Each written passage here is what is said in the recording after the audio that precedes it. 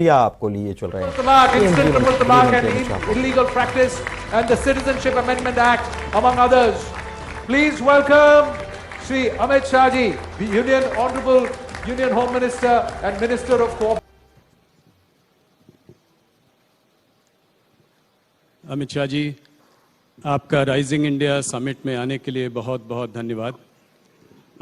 मैं कुछ समय लेके बताना चाहता हूं कि हम यहाँ पे क्या करना चाह रहे हैं, हम क्या करते आ रहे हैं। हम पिछले 4-5 साल से राइजिंग इंडिया समिट कर रहे हैं हर साल। इस साल की थीम थी राइजिंग इंडिया रियल हीरोज। हम उन लोगों पर स्पॉटलाइट डालना चाहते थे जो आम आदमी हैं देश के, जो एक्स्ट्राऑर्डिनरी काम कर रहे हैं, ordinary people doing extraordinary work, जिनको कि आपकी सरकार ने भी पद्मा अवार्ड्स के थ्रू जो है उनको रिकग्निशन दिया है। प्रधानमंत्री जी के मन की बात में उन्होंने एक डायरेक्ट कॉन्वर्सेशन ऐसे लोगों के संग किया है। तो सबसे पहला सवाल राइजिंग इंडिया समिट पर मेरा ये होगा कि आप राइजिंग इंडिया को, पिछले 9 साल से आपकी सरकार है, आप कैसे देखते हैं इंडिया राइजिंग को, और इसमें रियल हीरोज का योगदान कैसे रहा है? देखिए, ये विगत 9 साल में भारत ने हर क्षेत्र में दुनिया के सामने अपने आप को सिद्ध किया है। चाहे खेल का क्षेत्र हो, चाहे अर्थतंत्र का सुधार करना हो, चाहे डेमोक्रेसी का रियल परकोरेशन करना हो, डेमोक्रेसी को स्ट्रेंथी करना हो, केंद्र और राज्य के संबंध बेहतर बनाकर इसको दुनिया के सामने रखना हो। अनुसंधान के क्षेत्र में भी हमने बहुत कुछ प्राप्त किया है। रक्षा और रक्षा की आत्मनिर्भरता, दोनों क्षेत्रों में शायद आजादी के बाद सबसे ज्यादा किसी एक दशक में काम हुआ है, तो वो ये 10 साल के अंदर हुआ है।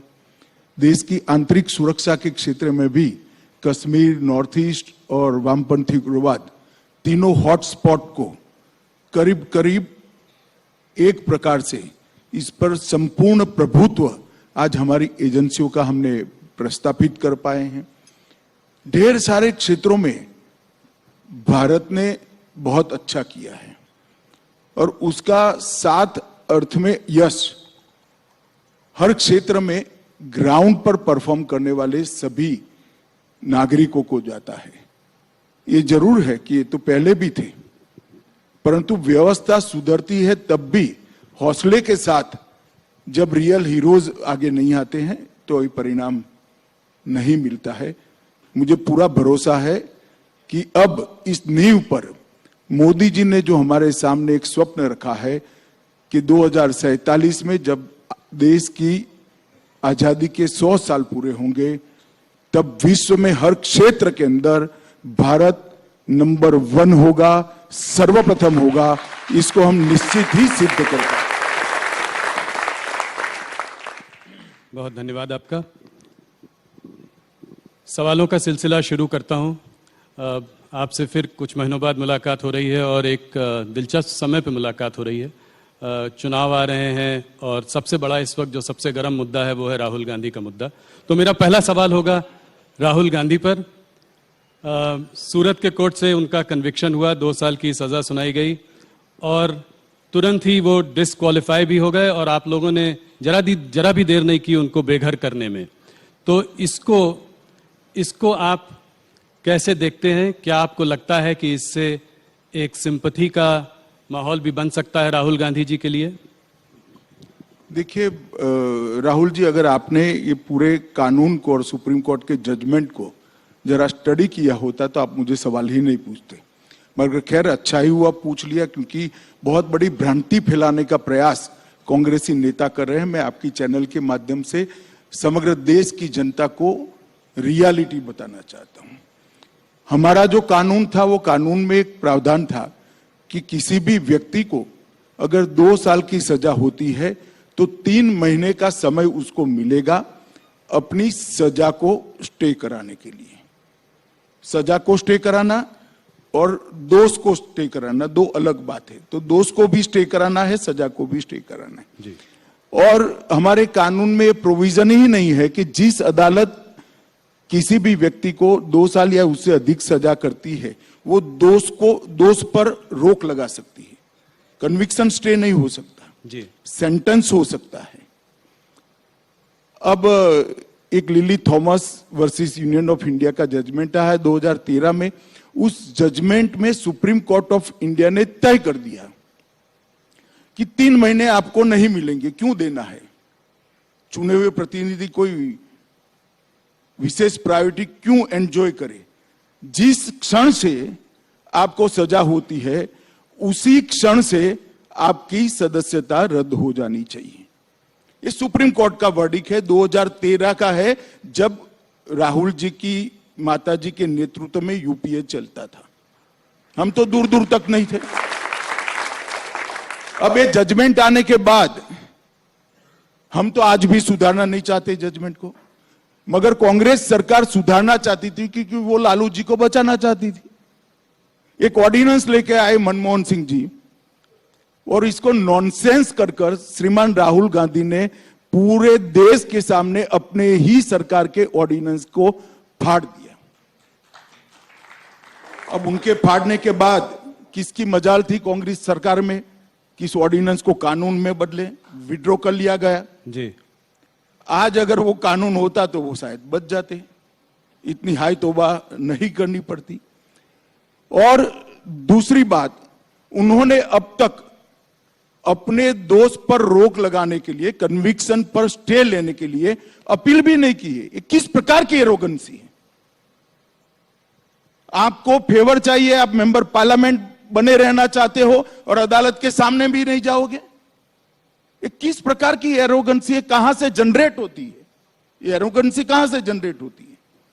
और ये श्रीमान पहले नहीं है, अब तक राजनीति में उनसे ज्यादा बड़े पद पर रहे हुए और उनसे भी ज्यादा अनुभव रखने वाले ढेर सारे नेता इसी प्रावधान के तहत अपनी सदस्यता गंवा चुके हैं। मैं 3 नाम तो आपको अभी भी गिना सकता हूं।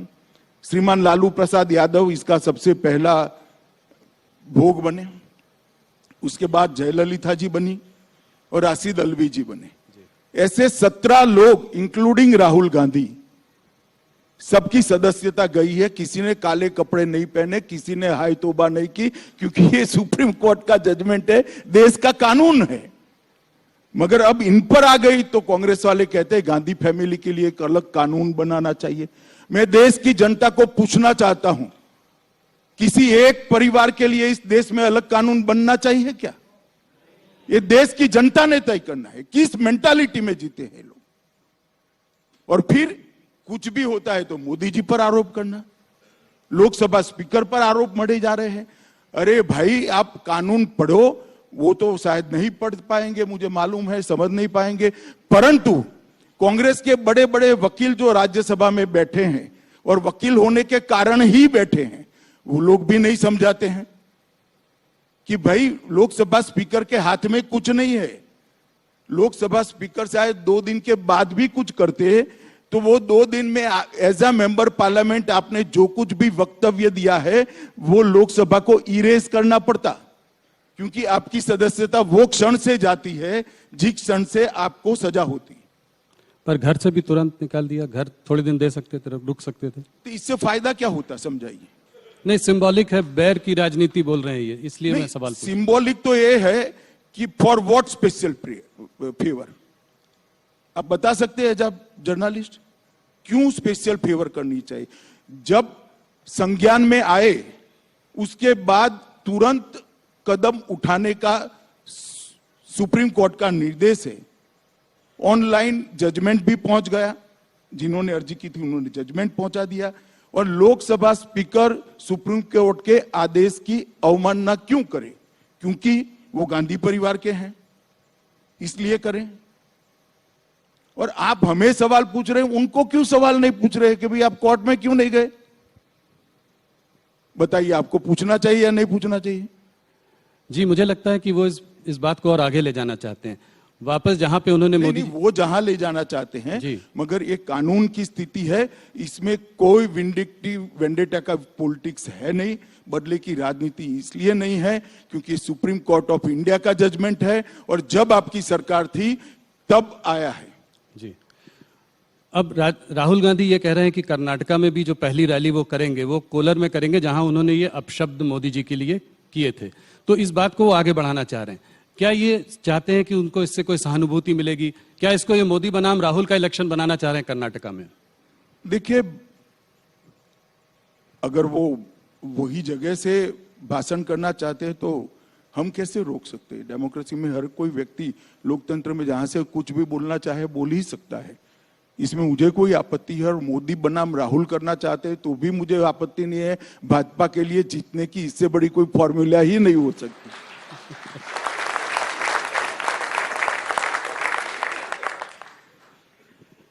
अमित जी, आपकी पार्टी ये जो अपशब्द राहुल जी ने मोदी जी के लिए कहे, आपकी पार्टी इसको एक एंटी ओबीसी कलर भी देने की कोशिश कर रही है, ऐसा क्यों? देखिए, उन्होंने मोदी जी को नहीं कहा है। पूरा भाषण आप सुन लीजिए जी। और मेरे इंटरव्यू के पहले चलाकर भी दिखाइएगा तो लोग भी सुने। उन्होंने मोदी समाज मतलब तेली समाज में सभी लोग क्यों चोर होते हैं ऐसा एग्जैक्ट नहीं कहा। उन्होंने ये कहा कि सारे चोरों का सरनेम मोदी क्यों होता है, ये कहा है जी। तो वो उन्होंने ओबीसी समाज का ही जानबूझकर अपमान किया है। इसमें पार्टी के बनाने का सवाल नहीं है, उन्होंने बोला ही ऐसा है। और जो महाशय कोर्ट में गई इसके खिलाफ, स्टेटमेंट के खिलाफ, उनका कंटेंशन भी वही है और जजमेंट का सार भी वही है। आगे ये भी कह रहे हैं कि मैं कोई सावरकर नहीं हूं जो माफी मांगू, गांधी माफी नहीं मांगते। इसको आप कैसे देखते हैं? देखिए, उनको माफी नहीं मांगनी है तो बेल भी नहीं जमा कराना था। महात्मा गांधी ने किया था एक बार, अंग्रेजों ने उनको सजा करी तो कहे मैं पेनल्टी नहीं भरूंगा, माफी नहीं मांगूंगा, पेनल्टी नहीं भरूंगा, दंड भी नहीं भरूंगा, सब कर दिया। तो इन्होंने भी करना चाहिए था। मेरी जानकारी जो है 15,000 रुपए का मुचरका भरकर वो बेल लिए हैं जी। और दूसरा, माफी न मांगनी हो तो न मांगे, मगर सावरकर जी के लिए इस प्रकार के शब्द नहीं करने चाहिए। मैं इतना कह सकता हूं कि इस देश के लिए ज्यादा से ज्यादा यातनाएं सहने वाले व्यक्तियों में से एक वीर सावरकर। पूरे आजादी के संग्राम के अंदर एक ही व्यक्ति ऐसी है जिसको एक साथ 2 जन्म टिप की सजाएं हुई जी।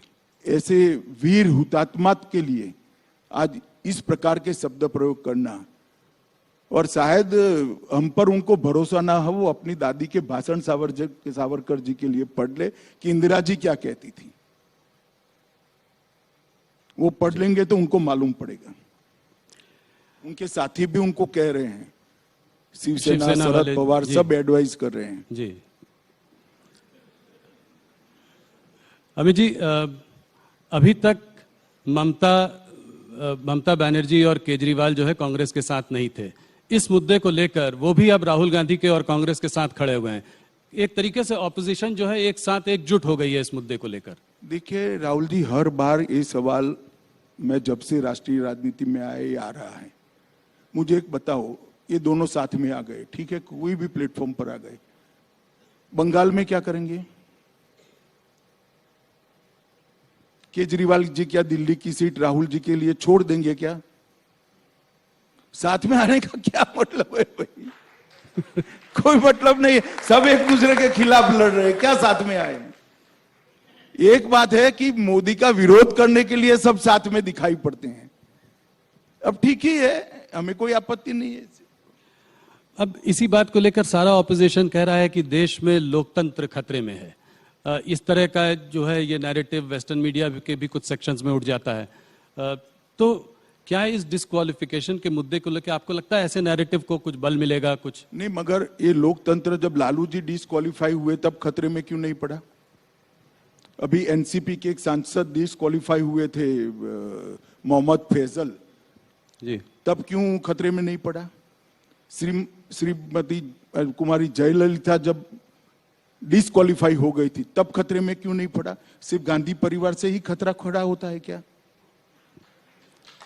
ये तो 17 लोग डिस्क्वालीफाई हो चुके हैं भैया, और ये देश का कानून है जो बदल सकते थे, आप आपने फाड़ दिया नॉनसेंस कर कर। अब काहे को छाती पीट रहे हो भाई?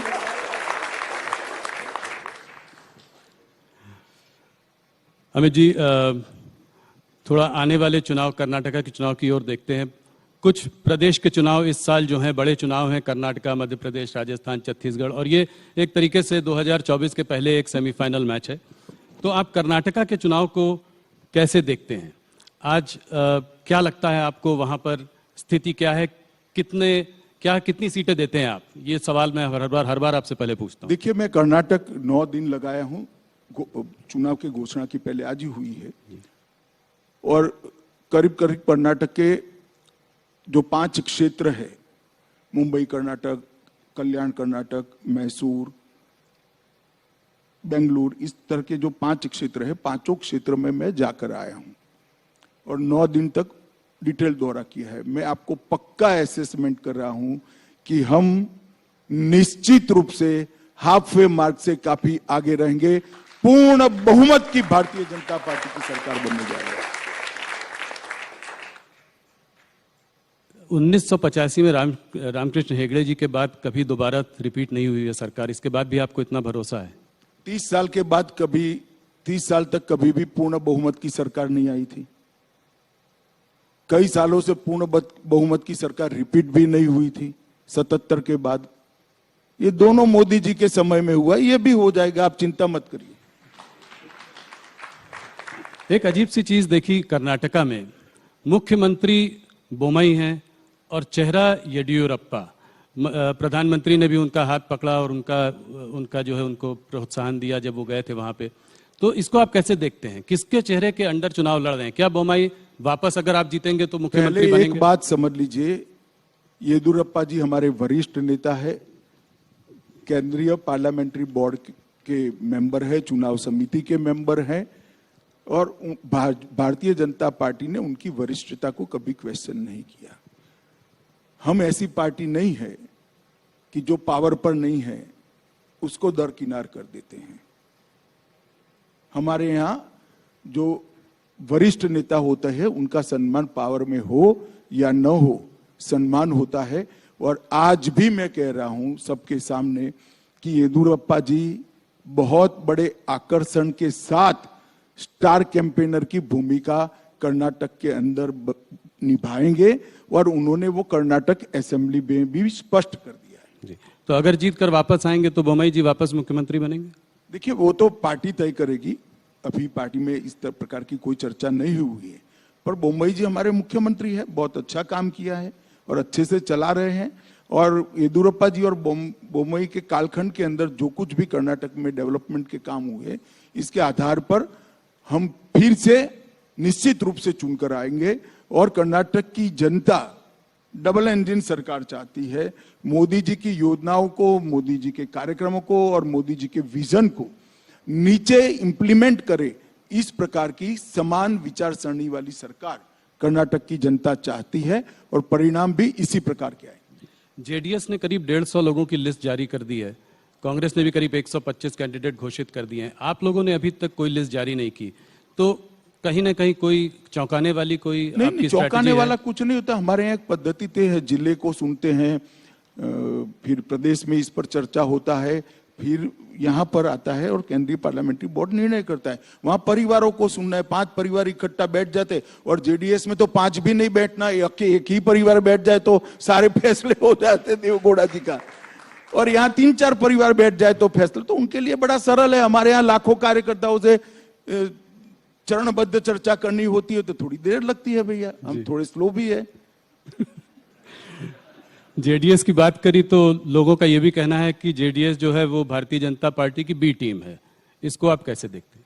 देखिए, फिर से एक बार आप स्टडी करे बगैर का सवाल कर रहे हैं। गत चुनाव में हम सबसे ज्यादा सीटों के साथ 1 नंबर की पार्टी बने थे। हमारी 104 सीटें थी, जेडीएस की 34 सीटें थी।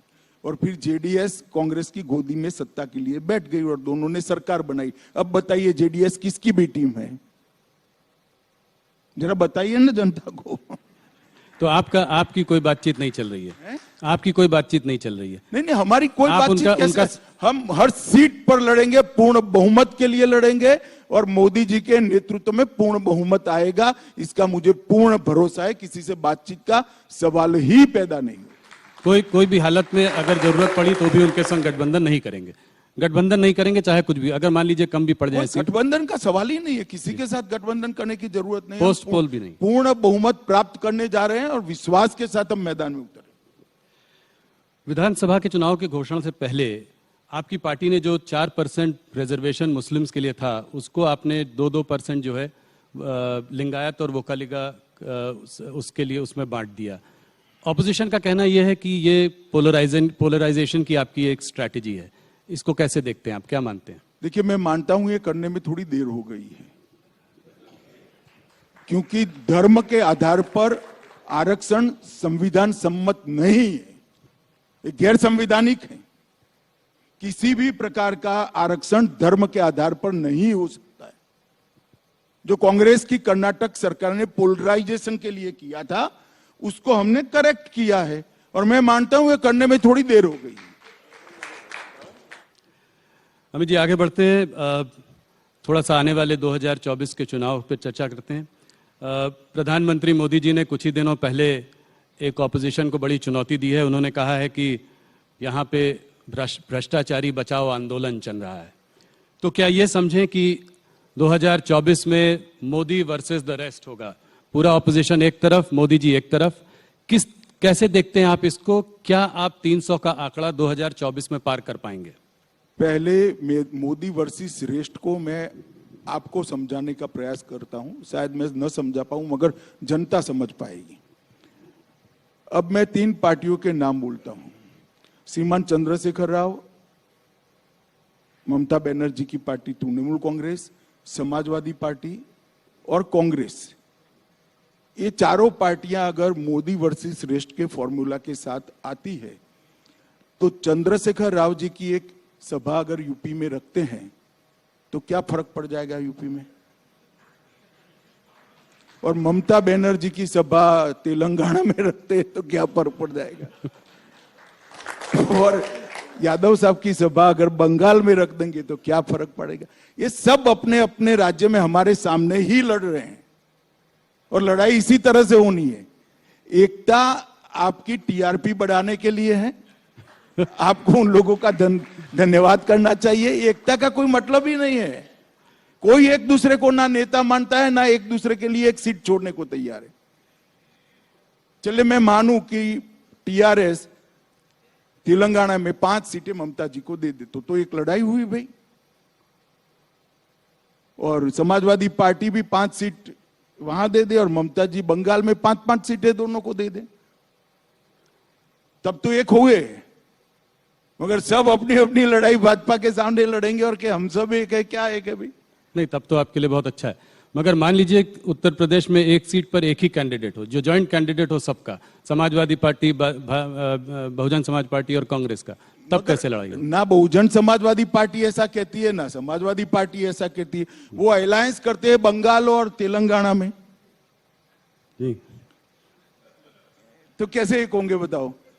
ना बसपा कह रही है कि हम साथ में लड़ेंगे, ना सपा कह रही है हम बसपा के साथ लड़ेंगे। सिर्फ टीवी 18 कह रहा है कि दोनों साथ में लड़ेंगे। अब इससे कैसे होगा भला? को आपका कौन मानेगा?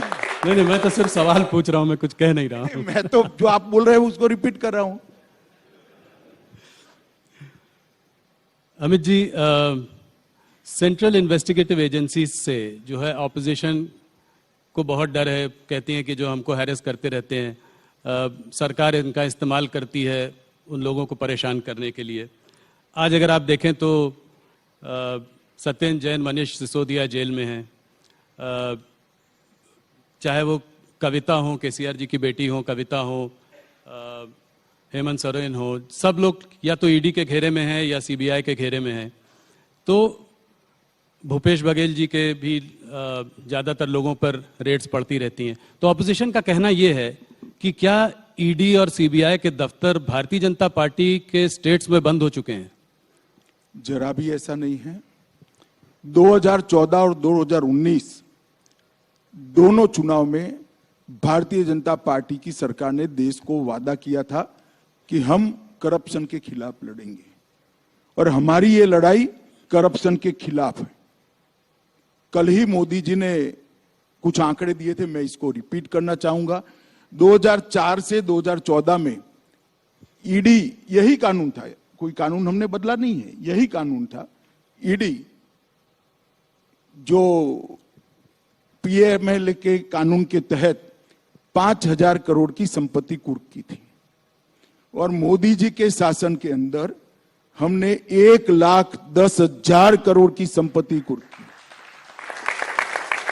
उसका 5% भी पॉलिटिशियन का नहीं है, बाबुओं का भी है, भ्रष्ट व्यापारियों का भी है, सबका है, जो देश के कानून को तोड़कर टैक्स दिए बगैर धन शोधन करते हैं। क्या लड़ाई बंद कर दें? और क्या देश की जनता ऐसा कानून चाहती है कि अगर कोई पॉलिटिशियन, कोई राजनीति में काम करने वाले नेता या व्यक्ति भ्रष्टाचार करे तो इसके खिलाफ कोई कार्यवाही न हो? यही सीबीआई के तहत 9 वर्षों में हमने 5,000 केस भ्रष्टाचार के दर्ज किए। कांग्रेस ने 500 भी नहीं किए थे, 500 भी नहीं। क्या 5,000 के 5,000 केस राजनीतिक पार्टियों के कार्यकर्ताओं पर है? ना, सभी के सामने है, बाबुओं के सामने भी है, व्यापारियों के सामने भी है, और मिली भगत के सामने भी है। और जहां तक दुरुपयोग का सवाल है, लालू जी पर केस किसने किया था? यूपीए की सरकार ने किया था जी। शेख अब्दुल्ला के खिलाफ विमान भरकर अफसर, वो बड़े वाला एयर इंडिया का पुराना विमान आता है, क्या कहते 320 या ऐसा विमान होता है, पूरा विमान भरकर अफसर भेजे थे और कई सालों के लिए जेल में डाल दिए थे। किसने किया था? इंदिरा जी ने किया था। ये तो भ्रष्टाचार के केस है। मैं राहुल जी को और उनकी पार्टी को याद कराना चाहता हूं, इमरजेंसी डालकर लाखों बेगुनाह विपक्ष के नेताओं को जेल में डाल दिया था 19 महीने तक, और बेल का प्रोविजन भी नहीं था। और यहां तो बेल का प्रोविजन, आप कोर्ट में जाइए। मैं आपको बताता हूं दुरुपयोग कैसे होता है, मैं उसका भुक्तभोगी हूं। हमारे खिलाफ कोई भ्रष्टाचार का केस कांग्रेस ने नहीं किया था। एक एनकाउंटर हुआ था, उसमें मैं राज्य का गृह मंत्री था, मुझ पर केस कर दिया और सीबीआई ने मेरी अरेस्ट की जी। अरेस्ट में सीबीआई के रिकॉर्ड पर आज भी टैप किया हुआ पड़ा होगा, अगर प्रामाणिकता से टैप किया तो सीबीआई के उस वक्त के अफसरों ने, और मिटा नहीं दिया कांग्रेस सरकार ने। तो 90% सवालों में यही था कि काहे को परेशान हो रहे हो, मोदी का नाम दे दो आपको छोड़ देंगे। हमने तो काले कपड़े नहीं पहने, कोई विरोध नहीं किया जी। मोदी जी के खिलाफ एसआईटी बनाई एक राज्य के मुख्यमंत्री के, कोई करप्शन का केस नहीं था। दंगों में इन्वॉल्वमेंट का केस करा फर्जी टाइप का, जो अंत में सुप्रीम कोर्ट ने खारिज किया। हमने कोई हाई तौबा नहीं करी थी, कभी काले कपड़े पहनकर संसद को हमने जाम नहीं किया था भाई। और मैं बताता हूं नतीजा क्या आया। मुझे पकड़कर अरेस्ट किया, 90 में दिन ही बेल दे दी मुझे हाईकोर्ट ने। हाईकोर्ट ने कहा कि अरेस्ट करने के लिए पर्याप्त प्रूफ ही नहीं है, और मैंने एक्विटल की एप्लीकेशन डाली। मुंबई की अदालत ने, मुंबई में केस चला, गुजरात के बाहर ले गए, कोई आपत्ति नहीं, मुंबई में चला। वहां कोर्ट ने कहा कि राजनीतिक प्रतिशोध की भावना से सीबीआई ने राजनीतिक इशारों पर एक केस किया है, इसलिए हम अमित शाह को के खिलाफ के केस को और सारे आरोपों को खारिज करते हैं। हमने हाई तौबा नहीं की थी। और यही लोग थे, यही चिदंबरम बैठे थे, यही सोनिया जी नेतृत्व करती थी यूपीए सरकार का, यही मनमोहन सिंह थे, और यही राहुल गांधी सांसद थे। अब क्या हो गया भाई? और हमने तो आप पर जो केस करे हैं भैया वो करप्शन के हैं, आपकी बदजुबानी का केस है, इस प्रकार के फर्जी केस नहीं किए हैं। और केजरीवाल भी रोज छातियां पीटते हैं भैया ये सारे निर्दोष हैं। तो जैन साहब कितने समय से अंदर हैं? काफी समय हो गया, 1.5 साल हो गया जी। क्यों बेल नहीं होता है? सिसोदिया जी कितने समय से अंदर हैं? क्यों बेल नहीं होता है? इस देश में अदालतें हैं भाई, सबने अपना केस लेकर अदालत के सामने जाना चाहिए। एजेंसियों के दुरुपयोग का आरोप करने की लिए मैं कांग्रेस के मित्रों को कहना चाहता हूं, एक उंगली किसी के खिलाफ करोगे तो 4 उंगली आपके खिलाफ आती है, ध्यान रखना। और इस देश की जनता ने आपके समय में सब कुछ देखा हुआ है, मगर हमने कभी भी ऐसे काले कपड़े पहनकर, काली पगड़ियां, काली धोती, काला कुर्ता पहनकर नहीं, रोड पर नहीं निकले हम। वही कानूनी मामला है, निर्दोष है तो कानून में श्रद्धा होनी चाहिए, कानून छोड़ देगा आपको जी। मैं तो इतने साल तक कभी नहीं बोला, आज आपने यूं कर कर बुलवाया तो मैंने बता दिया। अब तक नहीं बोला था मैं तो कभी। पर अमित जी एक और और पूरी मेरी इंट्रोगेशन में एक ही बात, मोदी का नाम दे दो, मोदी का नाम दे दो, मोदी का। भाई क्यों डरते हो मोदी से, क्यों फंसाना चाहते हो?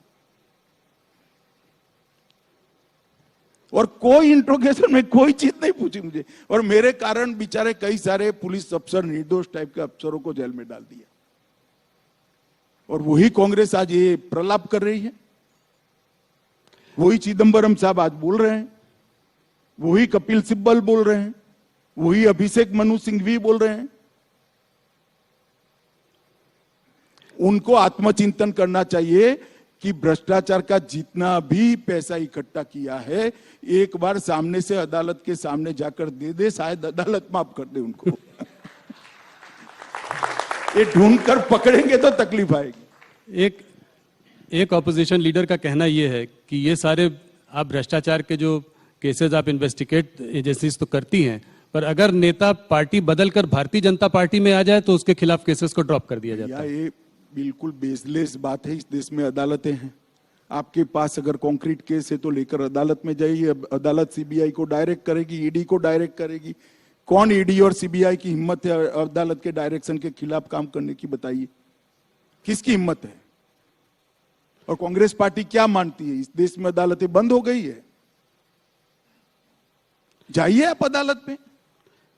ये 14 ऑपोजिशन पार्टीज ने सुप्रीम कोर्ट में एक याचिका दायर की भी है, जहां पे वो कह रहे हैं कि गाइडलाइंस फॉर अरेस्ट होना चाहिए। 3 गाइडलाइंस की उन्होंने बात करी है, इसको कैसे देखते हैं? अरे भाई, इस देश में अरेस्ट की, बेल की और रिमांड की, तीनों की गाइडलाइन सुप्रीम कोर्ट के 5 जजमेंटों से प्रस्तावित है। वो सब भी जानते हैं, मगर ये जनता को गुमराह करना चाहते हैं। जनता ऐसी बातों से गुमराह नहीं करना तो होती है भैया, ऐसी बातों से गुमराह नहीं होती जनता। जी कुछ अन्य राज्यों के चुनाव के बारे में बात करना चाहूंगा। राजस्थान, मध्य प्रदेश और छत्तीसगढ़ के चुनाव भी आने वाले हैं इस साल। तो इन तीनों स्टेट्स में आप अपनी परिस्थितियों को कैसे देखते हैं? क्या लगता है आपको इन तीनों स्टेट्स में क्या होगा? देखिए, तीनों राज्यों में अभी चुनाव की देरी है, मगर तीनों राज्यों का मेरा दौरा हुआ है। राजस्थान का कम, मध्य प्रदेश और छत्तीसगढ़ का ज्यादा दौरा हुआ है। मैं इतना बताता हूं कि दोनों जगह पे कांग्रेस की सरकार की खिलाफ जबरदस्त रोष का माहौल मैं देखकर आया हूं, और मैं बहुत आशान्वित हूं कि मध्य प्रदेश और छत्तीसगढ़ दोनों जगह उलटफेर होने जा रहा है।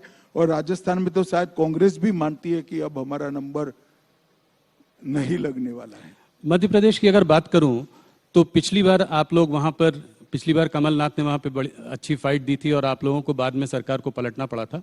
इस बार भी कमलनाथ का नेतृत्व है, कांग्रेस खड़ी हुई है और एक कांटे की टक्कर का वो दिखाई देता है। क्या आपको लगता है कि इस बार आप जीत जाएंगे?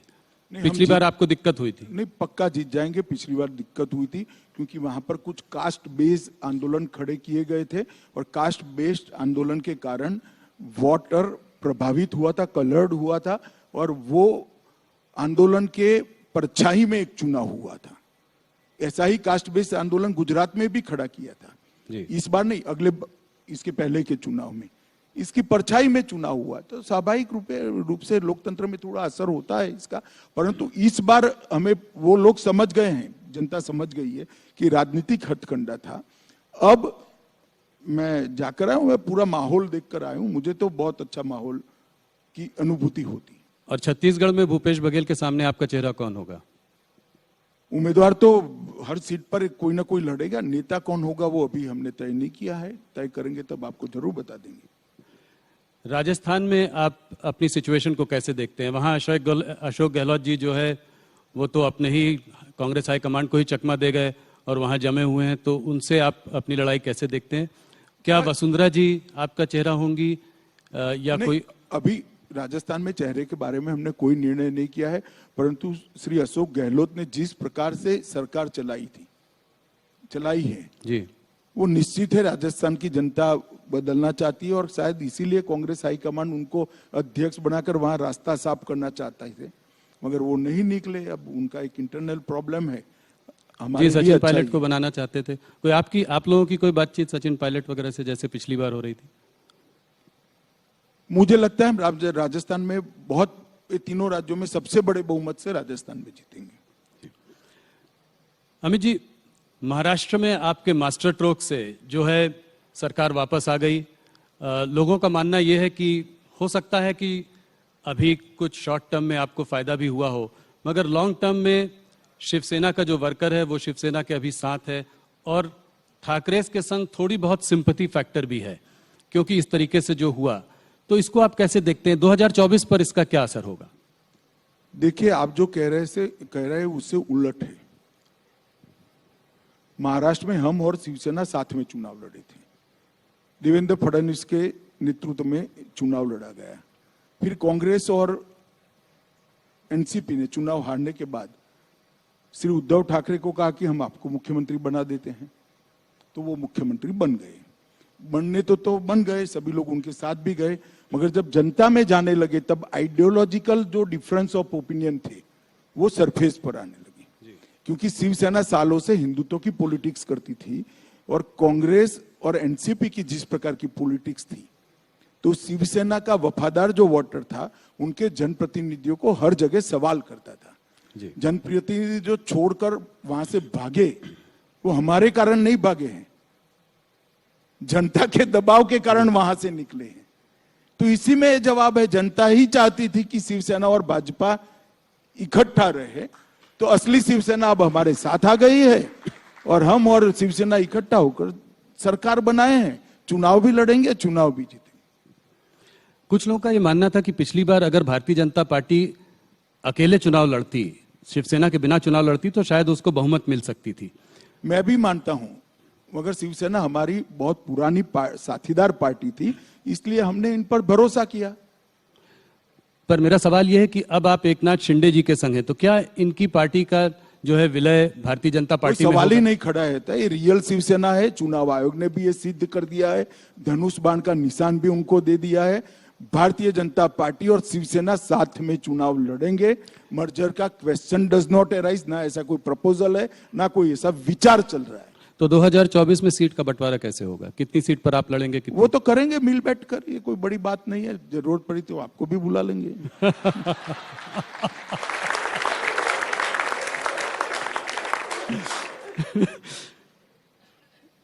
अमित जी, जो महाराष्ट्र में हुआ उस पर सुप्रीम कोर्ट ने टिप्पणी की, जो 5 मेंबर कॉन्स्टिट्यूशन बेंच जो सुप्रीम कोर्ट की थी, उन्होंने कहा कि गवर्नर को एमएलएस के मतभेद होने की वजह से फ्लोर टेस्ट की कोई बुलाने की कोई आवश्यकता नहीं थी।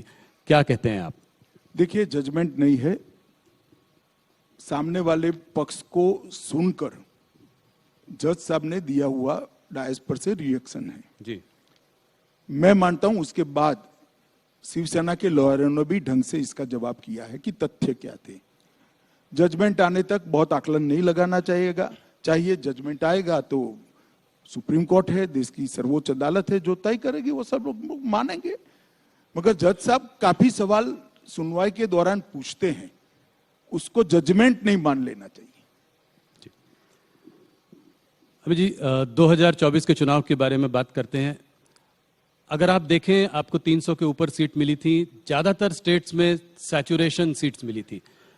उत्तर प्रदेश में काफी ज्यादा सीट थी। देखो राहुल जी, आपकी स्मृति थोड़ी वीक है, मेरी बहुत शार्प है जी। 2019 के शुरुआत में पहला सवाल आपने ये किया था कि 14 में सैचुरेशन पर हो क्या होगा और 19 में हमारी सीटें बढ़ गई। इस बार भी कहता हूं, गत चुनाव से ज्यादा सीटों के साथ फिर से एक बार मोदी जी प्रधानमंत्री। ये एक्स्ट्रा सीट जो है वो कहां से आएंगी? एक्स्ट्रा सीट्स कौन से, किन प्रदेशों से आप देख रहे हैं ज्यादा सीटें आएंगी पिछली बार से? कई सारी, लास्ट टाइम मैं कहता था कि बंगाल से हम सीट बढ़ाएंगे, कोई नहीं मानता था, अब बढ़ गई। नहीं, 18 सीट। उड़ीसा से बढ़ाई, तेलंगाना से बढ़ाई।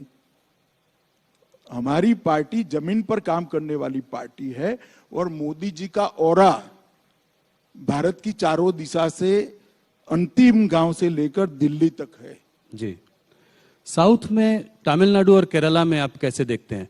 मोदी जी का ऑरा वहां पर भी है, मगर सीट पे कैसे कन्वर्ट होगा?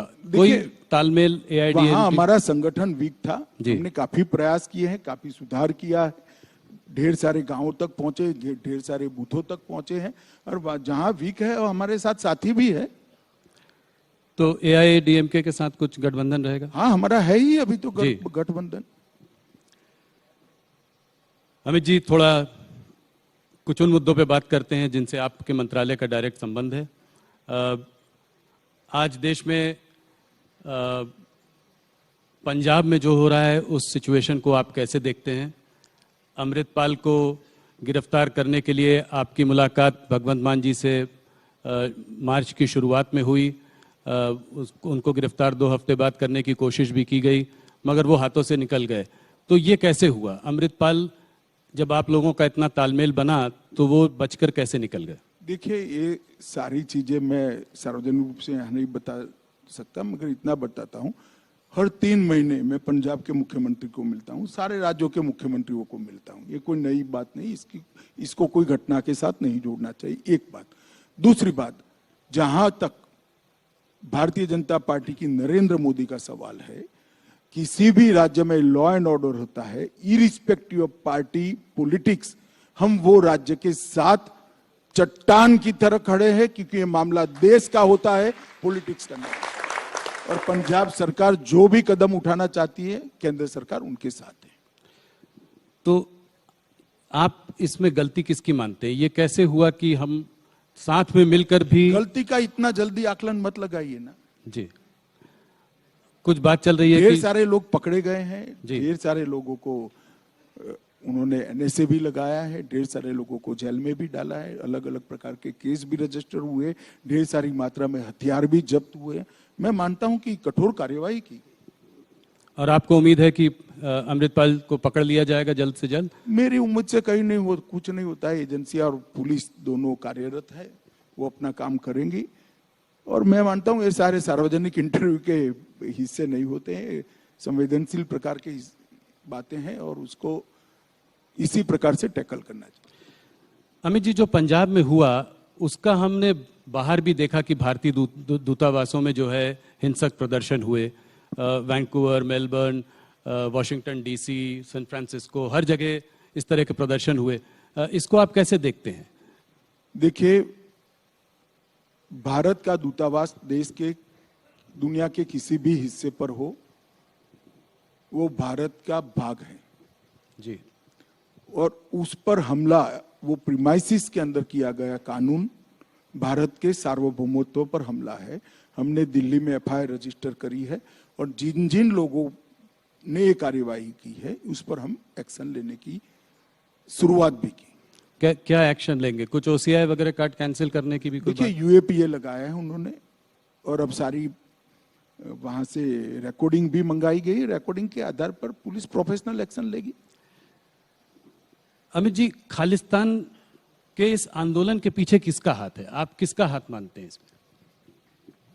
कई सारे वर्षों से 90 के दशक से चल रहा है। अब किसका हाथ है ऐसा पिन पॉइंटेड कहना तो बड़ी दिक्कत है, परंतु मैं मानता हूं कि इस देश के हर हिस्से में रहने वाले सिख भाई, सिख नागरिक, पंजाब में भी रहने वाले ज्यादातर सिख भाई बहन ये मानते हैं कि भारत के साथ रहना चाहिए और भारत के प्रति निष्ठा से हर क्षेत्र में उन्होंने योगदान किया और विशेषकर सुरक्षा के क्षेत्र में, आंतरिक सुरक्षा के क्षेत्र में जितना बलिदान सिख भाइयों ने दिया है, सिख जवानों ने दिया है, शायद देश के किसी हिस्से में नहीं, और हर भारतीय को इस पर गर्व है। अमित जी, एक दूसरे मुद्दे की ओर जाता हूं। हाल में जुडिशरी से सरकार के टकराव का एक माहौल बना हुआ है। हमारे वाइस प्रेसिडेंट धनखड़ जी और रिजिजू जी जजेस के अपॉइंटमेंट की प्रोसेस को लेकर उन्होंने गंभीर सवाल उठाए हैं। उधर सुप्रीम कोर्ट ने कई बार जजेस के अपॉइंटमेंट के मामले में रिकमेंडेशंस की अनदेखी की है। इसको देखिए जुडिशरी, मैं समझ गया आपके, आप ये कोई टकराव वकराव नहीं है, सब अपने अपने एक ओपिनियन देते हैं भाई, इसको टकराव का स्वरूप मत दे दो। नरेंद्र मोदी सरकार जुडिशरी से किसी भी प्रकार का टकराव कर ही नहीं सकती, किसी भी सरकार ने नहीं करना चाहिए। दोनों का संविधान सम्मत काम करने का अपना अपना दायरा है और सब अपने अपने दायरे में रहकर काम करना चाहिए, कर भी रहे। नहीं, एनजीएसी बिल जो है दोनों संसदों में पास हुआ था, उसके बाद भी सुप्रीम कोर्ट ने उसको अनकॉन्स्टिट्यूशनल बताया। और मैं आपसे सवाल इसलिए पूछ रहा हूं क्योंकि आपके सरकार के एक मंत्री बराबर इस मुद्दे को उठा रहे हैं, इसके बारे में बात कर रहे हैं। इसलिए मुझे लग रहा है कि ये जुडिशरी वर्सेस एग्जीक्यूटिव जो चल रहा है, ये क्या हमारे देश के लिए ठीक है? हमारी सरकार के मंत्री की बात को आपने ध्यान से नहीं सुना है। आपने जिस जजमेंट का जिक्र किया कि कानून को उस जजमेंट से उलटफेर कर दिया, ऐसा नहीं है। वही जजमेंट में एक हिस्सा है कि आप जजेस अपॉइंटमेंट के लिए एक नई एसओपी बनाकर सुप्रीम कोर्ट को भेजिए, जिस पर सुप्रीम कोर्ट विचार करेगी। जी, भारत सरकार ने एक एसओपी बनाकर सुप्रीम कोर्ट को भेजी है जी, जो वहां लंबित है। किरण जी ने कहा इस पर जल्दी विचार करना चाहिए, इसमें क्या आपत्ति है? मैं नहीं मानता है कोई टकराव की बात है, मगर अब आप जो आपकी स्पर्धा होती है, टीवी ज्यादा कौन देखे इसकी, और कुछ भी कहते हैं, अब हम क्या कर सकते हैं भाई इसको। एक आखिरी सवाल इस मुद्दे पर, और मुझे पता है कि आप ये नोकझोंक जो है सुप्रीम कोर्ट, ये अडानी में भी उन्होंने एक जो है क्या कहते हैं कमेटी का गठन किया। आईबी रिपोर्ट जो है जजेस पर, आईबी रिपोर्ट भी पब्लिक की। तो इलेक्शन कमीशन में भी सरकार की पावर्स को थोड़ा डाइल्यूट किया। तो क्या आप ये नहीं देखते कि इसमें थोड़ा यहाँ पे कुछ नोक, फिर भी एक बार जजमेंट नहीं पड़ा है? दोनों इलेक्शन कमीशन पर जो जजमेंट आया है, उन्होंने कहा है कि सरकार जब तक कोई कानून नहीं बनाती तब तक की ये स्टॉप गैप अरेंजमेंट उन्होंने बताई है। सरकार को कानून बनाने का मौका दिया, अब सरकार का काम है कानून बनाकर कानून सार्वजनिक कर दे, संसद में पारित करा ले, और सरकार करेगी, इस पर विचार कर रही है सरकार। सुप्रीम कोर्ट ने ये नहीं कहा कि हमने जो फैसला दिया है वो कानून हो गया है। जी, कानून बनाने का काम देश की संसद का है। सुप्रीम कोर्ट ने कहा है कि हमें लगता है कि इस पर एक कानून बनाने की आवश्यकता है, और जब तक नहीं बनता है तब तक ये स्टॉप गैप अरेंजमेंट हम सजेस्ट कर रहे हैं। तो स्वागत है वो स्टॉप गैप अरेंजमेंट का। अब गैप जो है वो भरने का काम हमारा है, हम कर रहे हैं। अमित जी, एक मुद्दा जिस पर आपने बहुत काम किया है और वो है ड्रग्स के खिलाफ आपने बहुत काम किया है। आप इतने व्यस्त रहते हैं, इसके बाद भी आपने इस चीज पर बहुत ज्यादा काम किया। आप कैसे देख रहे हैं कि भाई मैं काफी चीजों पर काम करता हूं। मैं कर वो सब तो करते हैं। मेरा मतलब है कि ये एक ड्रग्स फ्री इंडिया का जो सपना है वो कब पूरा होगा? ये प्रॉब्लम बहुत बड़ी है आज भी इतने। देखिए ऐसा है कि ये ऐसी समस्या है जिसकी समाप्ति की कोई डेट नहीं दी जाती है, ना हो सकती है, कभी भी नहीं हो सकती। एक लड़ाई है और लंबे समय तक चलने वाली लड़ाई है, मगर अप्रोच में बदलाव हो सकता है। नरेंद्र मोदी जी के प्रधानमंत्री बनने के बाद ड्रग के खिलाफ लड़ाई में हमने अप्रोच बदला है। एनकोड कर एक व्यवस्थापन 2020 से हम लेकर आए, जिस एनकोड के अंदर 4 स्तरीय व्यवस्था है। केंद्रीय स्तर पर 2 व्यवस्था है, एक राज्य स्तर पर है और एक जिला स्तर पर है। और एक सिर्फ पहले पुलिस और रेवेन्यू डिपार्टमेंट इसके खिलाफ लड़ते, अब होल ऑफ गवर्नमेंट अप्रोच के साथ हेल्थ डिपार्टमेंट, फार्मास्यूटिकल डिपार्टमेंट, इसके साथ समाज कल्याण विभाग, jail, home ministry, revenue ministry, finance ministry और बॉर्डर सिक्योरिटी, तो नेवी, कोस्ट गार्ड, ये सारे सब इकट्ठा होकर इसके खिलाफ लड़े। वो व्यवस्था का नाम है एनकोड व्यवस्था, जो 2020 से हम लेकर आए, और इसके कारण ड्रामेटिक परिवर्तन आंकड़ों में आया है। जी। मैं आपको बताता हूं, पहले 9 साल में 630 करोड़ का ड्रग पकड़ा गया था और ये 9 साल में 22,000 करोड़ का ड्रग पकड़ा गया है। देश की जनता को भी शायद मालूम है, हर 3 महीना अपने हाथ से मैं ड्रग जलाता हूं जी। और 3 साल से जलाता हूं। 22,000 करोड़ रुपए का ड्रग। इसका मतलब ये नहीं ड्रग ज्यादा आने लगा है, इसका मतलब है ड्रग ज्यादा पकड़ा जाता है। हमने तंत्र को कठोरता के साथ काम करने की सूचनाएं दी है। और पहले ड्रग के खिलाफ जो केस होते हैं उसमें केस का अप्रोच होता था। एक आदमी ड्रग के साथ पकड़ा जाता है तो केस रजिस्टर कर लेते थे, संतुष्टि होती थी। अब ऐसा नहीं होता है, टॉप टू बॉटम और बॉटम टू टॉप अप्रोच लिया है। एक आदमी ड्रग के साथ पकड़ा जाता है तो वो कहां से लाया, वहां से लेकर देश में कहां से आया, वहां तक इन्वेस्टिगेशन होता है। और देश की सरहद पर पकड़ा जाता है तो जहां से पकड़ा गया वहां से कहां पान की दुकान तक जाना था वहां तक का इन्वेस्टिगेशन होता है जी। तो टॉप टू बॉटम और बॉटम टू टॉप इन्वेस्टिगेशन के कारण आज पूरे तंत्र पर उनकी जो सिस्टम है इस पर एक कुठाराघात करने का काम नरेंद्र मोदी सरकार ने किया है। और मैं मानता हूं कि इस लड़ाई के अंदर विशेषकर युवाओं ने जुड़ना चाहिए। ये हमारे देश की भविष्य की पीढ़ी को खोखला बनाती है। ये जाली नोटों के व्यापार को बढ़ावा देता है ये षड्यंत्र। ये ड्रग ट्रैफिकिंग से ही टेरर फंडिंग होती है। ये हथियारों की तस्करी को भी बढ़ावा देता है और हमारे बच्चों को उनके जीवन के आनंद से गुमराह करता है। और हमारी सरकार का स्पष्ट अप्रोच है कि जिस बच्चे को ड्रग की आदत पड़ती है वो तो विक्टिम है, व्यापार करते हैं वो गुनहगार है। और दोनों के लिए हमारा अलग अलग अप्रोच है। जो विक्टिम है उसको रिहेबिलिटेशन सेंटर पर ले जाओ और जो व्यापार कर रहे हैं उनको कभी न बाहर आ पाए इस प्रकार के कानून से जेल की सलाखों के पीछे डालो। बहुत अच्छा। आपने अभी कहा आपने बहुत सारे काम किए, एक और काम पे मैं प्रकाश डालना चाहता हूँ और वो है नक्सलवाद से जो आप लड़ाई लड़ रहे हैं। और अभी आप एक रात जो है छत्तीसगढ़ में सुकमा में रहकर भी आए। आपने काफ़ी स्कूल अस्पतालों के कुछ एरियाज़ में जो है आप गए भी। सुरक्षा एजेंसीज के लिए बड़ी चुनौती थी, आप वहाँ पहुँच गए, मगर आपने ये सब किया। इसको आप कितनी बड़ी समस्या मानते हैं और इसको कैसे टैकल कर रहे हैं?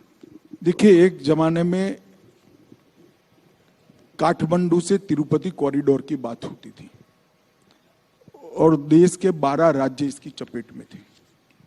12 राज्य आज घटते घटते घटते घटते छत्तीसगढ़, महाराष्ट्र के 1-2 जिले, मध्य प्रदेश का 1 जिला, तेलंगाना, आंध्र प्रदेश के 1-1 जिले और उड़ीसा संपूर्ण मुक्त हो गए। बिहार और झारखंड भी संपूर्ण मुक्त हो गए।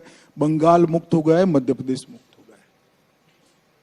और ये 10 साल के अंदर, मोदी जी के प्रधानमंत्री बनने के बाद 9 साल के अंदर हर प्रकार की वामपंथी उग्रवाद की हिंसा में एवरेज 76% की कटौती हुई। इनकी कैडर को पूरी तरह सख्ती से हम निपटे हैं और इसके साथ जो मेन स्ट्रीम में आना चाहते हैं उनको मेन स्ट्रीम में आने की भी व्यवस्था। मैं मानता हूं कि बहुत कम समय के बाद ये देश, हम ऐसा सोच सकेंगे, ऐसा सुन सकेंगे, ऐसा देख सकेंगे कि देश वामपंथी उग्रवाद से संपूर्ण रूप से मुक्त हो चुका है। अमित जी, एक सवाल और। आज अगर आप विश्व भर में देखें तो ज़्यादातर देश में अर्थव्यवस्था चरमराई हुई है। सारे बड़े बड़े देश जो है उनकी इकॉनमी जो है आज एक कठिन संघर्ष से गुजर रही है। आज इंडिया एक ब्राइट स्पॉट है जिसकी की इकॉनमी फिर भी संभली हुई है और अच्छा कर रही है। मगर इसका एक दूसरा पहलू है जो कि सरकार, ऑपोजिशन सरकार को टारगेट करता है, वो है महंगाई और बेरोजगारी का मुद्दा। ये मुद्दा बार बार आता है। महंगाई बढ़ी है और काफी बढ़ी है इधर, तो आप इसको कैसे देखते हैं? देखिए, महंगाई को भी कोरोना के कठिन कालखंड के बाद विश्व के परिप्रेक्ष्य में देखें तो भारत की स्थिति England, Germany, France, even America, इस सबसे बहुत अच्छी स्थिति है। और मैं इतना कह सकता हूं कि खाने पीने की चीजों पर मोदी जी ने महंगाई को नहीं बढ़ने दिया है। मगर आज विश्व का अर्थतंत्र एक दूसरे के साथ इस प्रकार से जुड़ा है कि विश्व के अर्थतंत्र के अंदर जो बदलाव होते हैं, इससे कोई भी देश अछूता नहीं रह सकता। हम अगर ये कहेंगे कि विश्व के अंदर जो स्लोडाउन आया इसका हमारे यहाँ कोई प्रभाव नहीं होगा, विश्व के अंदर जो महंगाई हुई इसका हमारे यहाँ कोई प्रभाव नहीं होगा, तो वो सही नहीं होगा। इसका प्रभाव होना ही है, परंतु इसके सब प्रभाव से कम करने का काम भारतीय जनता पार्टी की नरेंद्र मोदी सरकार ने किया है, इस देश के प्रधानमंत्री ने किया है। और मैं आज कह सकता हूं कि कोरोना के कालखंड के दोनों सालों में समग्र विश्व में सबसे तेजी से बढ़ने वाली अगर कोई अर्थव्यवस्था रही है तो वो भारत की रही है। और ओवरऑल असेसमेंट करें तो अटल जी इस देश के अर्थतंत्र को 11वें नंबर पर छोड़कर गए विश्व के अर्थतंत्रों की तालिका में जी। फिर अर्थशास्त्री प्रधानमंत्री मनमोहन सिंह जी आए, उन्होंने एक बहुत अच्छा काम किया, 11वें नंबर पर से देश को 12वें नंबर पर नहीं जाने दिया, 11वें नंबर पर 10 साल तक देश स्थित रहा। फिर मोदी जी आए, 9 साल में 11वें नंबर पर से 5वें नंबर का अर्थतंत्र भारत बना। और मैं मानता हूं ये बहुत बड़ी सिद्धि है, पूरी दुनिया मानती है कि भारत उत्पादन का हब बन चुका है।